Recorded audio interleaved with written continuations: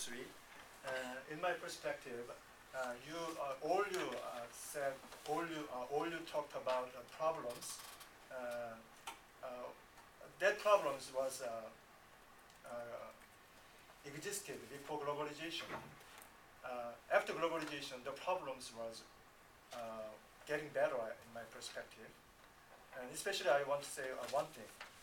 You criticize English imperialism. Without English, how can you communicate with each other? In my perspective, Korean wants to be the international language. It's good. But does it good all over you? How about Chinese? How about Japanese? Think about that. There is no alternative at this point. That's my point. Response.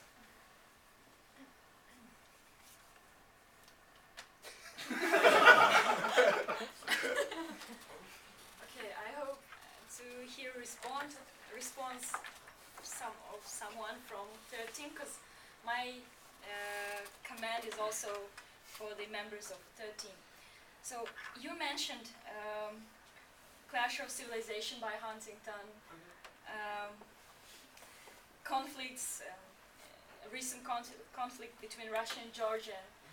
But actually, concerning Huntington's theory, that clash of civilization, so-called clash of civilization, terrorist attack and 9/11, actually was not conflict between the cultures, between civilization.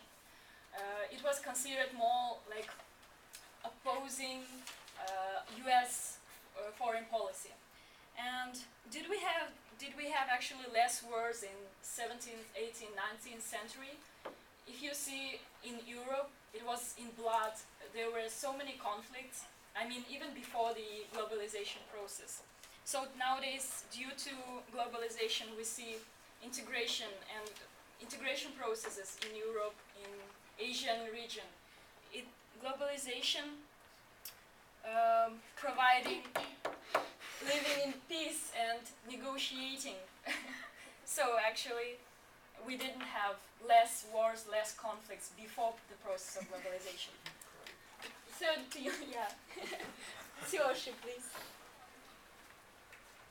So, firstly, I would like to respond to Luke. So, as I said, I didn't say English, we don't need to English. I pointed out we have to admit positive side of spread of English, but sometimes imperialistic spread of English cause problems, like losing linguistic identity, something like that, sometimes. So I didn't deny English. So we have to use English to communicate with each other. I mean, in terms of international communication, cross-cultural communication. And to clarify, actually Samuel Huntington doesn't, I think in his book, Samuel Huntington didn't,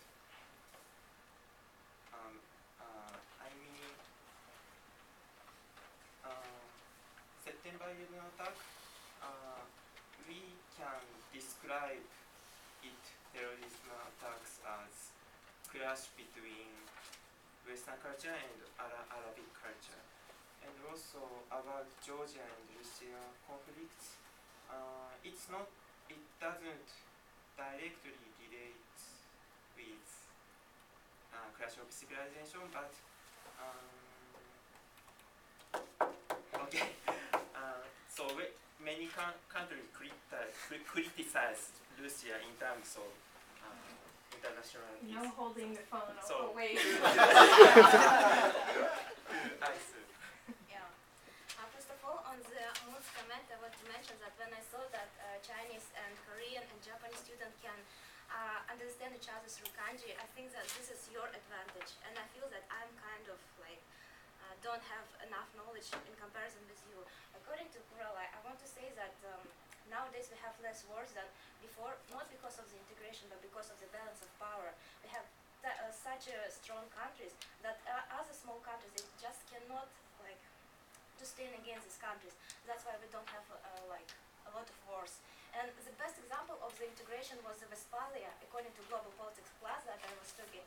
And this was the best example of integration, but it was not in the time of globalization. And also I want to mention about the increased standard of living. First is about the health, because nowadays we have more children that are born with like inborn defects, like diabetes or heart diseases.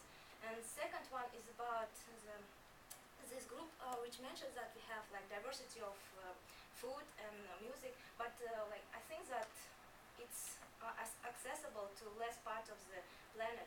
Like not everybody can eat sushi, I guess, even in the country.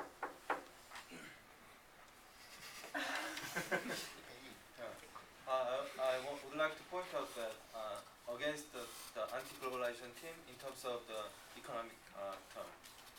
You said that weak governance and weak capability of the in the developing countries is the reason why some countries cannot achieve the benefit of globalization, right? You show the example of Latin American countries and some countries of in Africa, right? However, I think we must neglect the fact that globalization process has weakened the governance of government in the third country. I mean that who are the most important players in the globalization process? I think most definitely the most important players are the transnational corporations. They are exerting huge influence on local government in the third world. They are enforcing the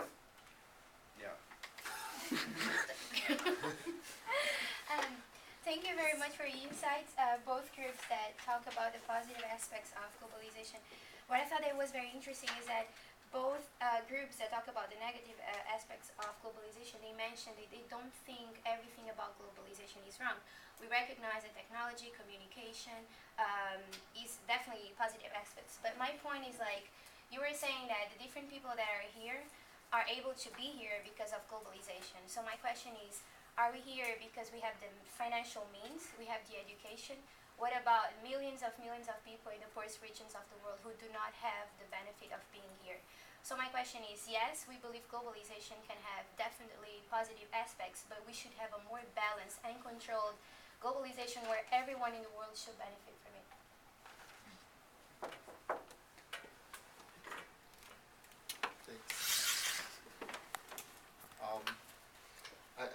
First, I want to respond to the anti-globalization about the shortage of the natural resource due to the globalization.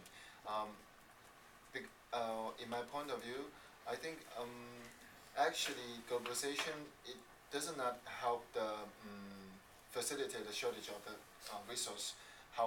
Instead, globalization help to utilize the natural resource more effectively, because for some countries, for example, like Middle East, some countries they only have petroleum and they don't have other natural resource.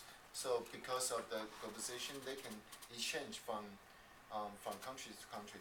So actually, the basic meaning of the globalization comes from the trading. So every country needs something that they don't have, so they need to trade with other countries. So that's why countries start trading. And then when it comes to bigger, then it becomes like a bigger scale than globalization. So actually,